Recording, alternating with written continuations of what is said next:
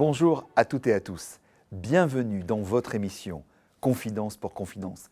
Aujourd'hui, les confidences d'un entrepreneur hors norme, Marc-Henri Bossir, le CEO du Coq Sportif. Alors lui, il a été, comme nous, ancien banquier et devenu entrepreneur aujourd'hui. Il est né en Suisse en 1971. Président de cette belle marque, il reprend les rênes du Coq Sportif en 2015. Un vrai défi, un vrai pari, et il réussit. Bonjour Marc-Henri. Salut Patrice. Ça va bien? Ça va très bien et toi? Heureux de t'avoir avec nous Merci. dans cette émission Confidence pour De même. Confidence. En fait, une question très simple. Marc-Henri, qui es-tu? C'est une grande question que je n'ai pas encore réussi à résoudre totalement parce que j'ai l'impression que quand on raconte les choses, elles sont déjà vécues. Or, je pense que j'ai envie de vivre plein de choses. Donc, le récit de qui on est se fait probablement bien plus tard. Aujourd'hui, simplement un homme qui expérimente et qui adore expérimenter les chemins pas forcément traditionnels. Voilà. Entrepreneur, ça veut dire quoi pour toi? Entrepreneur, c'est se mettre face à soi-même, je pense. C'est un début d'un chemin qui nous fait expérimenter qui on est vraiment, voilà, et la découverte de qui on est. Et c'est pour ça que j'arrive peut-être pas à répondre à la première question, c'est que je suis en plein en train d'entreprendre pour me connaître, tout simplement. Comment peut-on passer de banquier à entrepreneur, justement? Une phrase que j'ai toujours entendue, c'est la banque mène à tout pourvu qu'on en sorte. Et je pense que c'était une bonne formation. Ce n'était pas planifié pour moi. La banque, c'était une nécessité de travail. J'ai commencé à la caisse. Donc quand on dit banquier, on peut aussi penser à certains métiers. On n'est pas tout à fait banquier. On gère une caisse. C'est ce que j'ai fait. Et puis après, effectivement, j'ai pu évoluer. Et c'est un métier qui m'a appris énormément de choses sur les entreprises, les financements, et qui m'a fait voir un endroit très utile aujourd'hui pour Et entreprendre. une palette aujourd'hui de tes connaissances. qualités et de connaissances. Ouais. En fait, si tu devais retenir une chose de ton expérience d'entrepreneur, ça serait quoi? C'est ce lien humain que l'on crée avec soi-même, mais surtout avec les autres, qui nous permettent d'évoluer. Et donc, c'est les rencontres humaines. Voilà. Tu portes sur ton cœur le Coq Sportif. Comment tu as fait pour métamorphoser cette marque emblématique? C'est un patrimoine national. Donc, on a affaire à. J'ai eu d'autres entreprises que j'ai pu remettre sur des rails avec plutôt succès. Là, on est vraiment sur quelque chose de patrimonial, de très ancré français. Ça m'a, moi, permis de retrouver mes origines françaises, de la famille. Voilà, c'est des choses aussi simples que ça. Et ça a permis aussi de relire en fait toute l'histoire de l'industrie française et du sport français.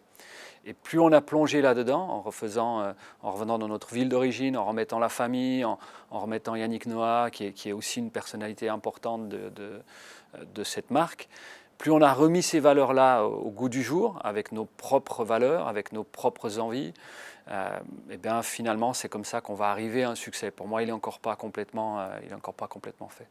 Tu innoves sans cesse. Pour toi, l'innovation, en fait, c'est quoi? Il y a différents types d'innovation. Elle peut se passer dans la manière de gérer les hommes, elle peut se passer dans la manière de faire les produits, elle peut se passer à plein d'endroits. L'innovation, c'est simplement voir les choses différemment sous un autre angle, tout simplement, quel que soit le sujet. C'est une fierté d'avoir posé, en septembre 2021, je crois, cette première pierre à Romilly de ton usine. Ça représente quoi pour toi, ça? C'est beaucoup d'émotions, donc c'est difficile à décrire parce que ça représente l'histoire du Coq Sportif, l'histoire de la famille Camuset qui en était propriétaire, l'histoire du sport français puisqu'on a aussi fait nos premières tenues après plusieurs décennies où on n'était pas partenaire des Jeux Olympiques et là on a présenté les premières tenues là-bas. Et donc l'aboutissement, enfin une étape pour nous dans le projet qui est énorme, donc une émotion de fierté. Voilà. C'est peut-être la première fois dans ma vie que j'ai autant de fierté qui sort de moi. Tu viens de parler de cette nouvelle tenue Paris 2024 pour les équipes de France et équipe de France paralympique. Tu l'as pensé comment en fait, cette nouvelle collection, cette nouvelle tenue? Alors celle qu'on a inaugurée, celle qu'on a présentée dans l'usine de Remy en novembre dernier, c'était pour Pékin. Et là, c'est tous les athlètes qui ont fait avec nos collaborateurs, qui ont créé la tenue. Et c'était des groupes de 4-5 qui se sont fait une compétition. Et la tenue qui a été portée à Pékin a été faite par Clarissa Begoniou, la même, voilà, exactement ce qu'elle avait créé. Pour Paris, c'est un petit peu différent. On a réinclus les athlètes dans un premier temps. Et puis là, mais je ne peux pas encore le dire exactement, il y aura une touche supplémentaire artistique qui va arriver. Pas de scoop là encore. Pas encore. Tu as une discipline préférée? C'est pas facile comme question, je le conçois. Alors, sur les Jeux Olympiques, il y a une discipline qui m'a toujours beaucoup, quand j'étais enfant. Aujourd'hui, c'est peut-être un peu différent, mais c'est le basket, parce qu'il n'y a pas une Coupe du Monde de basket. Donc les Jeux Olympiques ont toujours été avec l'équipe américaine qui venait, etc. Voilà, c'était un emballement, l'athlétisme. Mais aussi, on découvre beaucoup les sports individuels qu'on ne voit pas forcément, comme le canoë-kayak, l'aviron, le judo. Voilà, Donc, Jeux Olympiques, c'est plus un état d'esprit et il y a plein de disciplines. J'arrive pas, à part le basket qui a été, voilà, ces rêves d'équipe américaine, voilà, je ne vois pas d'autres. Tu as dit un mot important, quand j'étais petit. Il était comment le Marc-Henri Bossière petit? Il voulait être entrepreneur? Non, oui et non, je ne sais pas. Il a envie de créer, en tout cas. Voilà, envie de créer des choses et je crée des cabanes dans la forêt, des villas. Enfin voilà, j'ai toujours une envie de créer, que ce soit avec les mains. Avec tes amis, avec tes copains, c'est ça? Ouais, c'est surtout dans la nature. Dans la nature. Et d'ailleurs, toi, tu es plutôt sport individuel ou sport collectif? Bah, les deux, et je pense qu'on retrouve les mêmes valeurs, puisque j'ai fait du ski alpin, on est très individuel potentiellement, et en même temps l'amitié qui naît d'équipe, puisqu'on vit des moments difficiles aussi. Les liens sont très serrés, donc voilà, j'ai toujours des liens avec mes amis de ski. Et après j'ai fait du foot, et là c'est un autre type d'amitié, on va faire la fête ensemble, et c'est d'ailleurs très agréable. Et en même temps, c'est aussi très individuel. Donc voilà, c'est les deux, clairement les deux. J'ai vécu les deux ont de l'individualité, les deux ont du collectif, et c'est bien. Le Coq Sportif, c'est une marque qui donne envie. Qu'est-ce que tu as envie de dire aux jeunes qui nous regardent, qui cherchent un job et qui rêvent de venir rejoindre tes équipes au Coq Sportif? S'ils rêvent de venir en embauche d'abord, donc qu'ils soient les bienvenus et qu'ils envoient leur CV absolument. On a volontairement tout type de métier, de l'industrie jusqu'au design, au marketing, à la communication commerciale. Et puis on crée nos propres écoles, puisqu'on a notre centre de formation qui a démarré pour les métiers du textile. Tu peux nous en dire deux mots justement? Oui, depuis longtemps pour moi, une entreprise, elle a cette nécessité de se régénérer. Elle se régénère par la formation des jeunes. Et donc on a créé notre propre centre de formation maintenant, avec une dizaine de personnes, 10 personnes qui ont passé leur première volée. Et puis là, on en a une vingtaine qui vont commencer sur notre deuxième volet. Et puis on avait avant ça l'école de la seconde chance. Et voilà, donc ça fait totalement partie des valeurs d'une entreprise pour moi, moderne. Et bien sûr, au Coq Sportif, on est à fond là-dedans. Comme tu le sais, BPI France, c'est aussi la Banque du Climat. Quel est, toi, ton engagement écologique?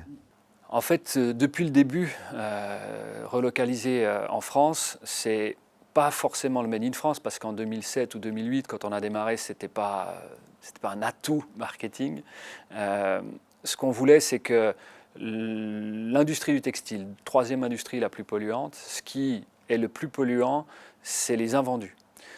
Du moment qu'on règle le problème des invendus, on règle 50% à peu près de ce problématique de pollution.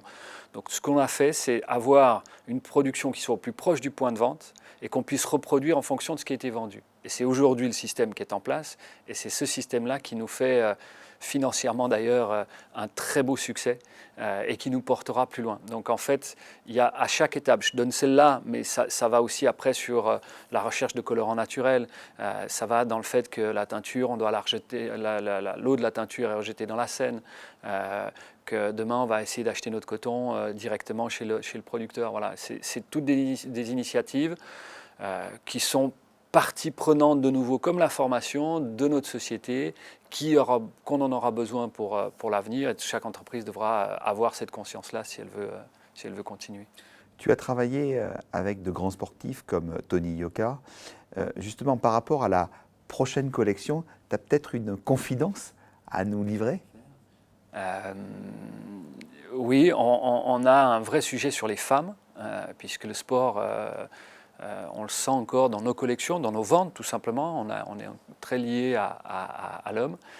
Et donc, on a demandé à Clarisse d'être chef de groupe de femmes. Et elles vont elles-mêmes faire une collection femmes. Voilà. Et ce sera elle la chef de la collection. Donc elle commence à travailler à l'usine, etc. Tu es un homme de grande valeur. Si je te dis simplicité, proximité humaine, volonté et optimisme, ça t'inspire quoi? Je vais prendre simplicité, proximité, optimisme. Simplicité, c'est probablement la chose la plus dure au monde et en fait c'est la plus belle. Donc dans tout ce qu'on peut faire, c'est recherche de la simplicité. C'est jamais simple, mais en tout cas c'est une valeur que je porte. La proximité, parce que l'accès aux gens, le fait qu'on puisse se parler, on est fait de ça, on est des humains qui avons besoin de cette sociabilité, très important. Et puis positiviste, parce que on va dans un monde, comme je te le disais tout à l'heure, où tout se mélange. On voit apparaître en fait ce qui peut-être était caché de négatif, et on vit avec ça tous les jours. Et ça demande une discipline de voir toujours ce qui peut marcher, sans occulter ce qui ne va pas, mais toujours se reporter, s'appuyer sur le positif pour avancer. Tu sais, dans notre communication, chez BPI France, on a toujours des punchlines. L'export fait vivre, par exemple, ou entrepreneur, allez vous faire voir ailleurs. Ça t'inspire quoi, justement, le développement de ta marque à l'international? Ça va être le gros chantier des 10 prochaines années. De mettre le même système qu'on a mis en place, qui est autant responsable, écologique que économiquement efficace. Ça va être de le mettre un peu partout. Donc ça va être, c'est magnifique, c'est une opportunité incroyable d'aller créer des sourcings. On a déjà commencé en Amérique du Sud, d'aller créer les mêmes types de sourcing qu'on a pu créer ici, à travers le monde.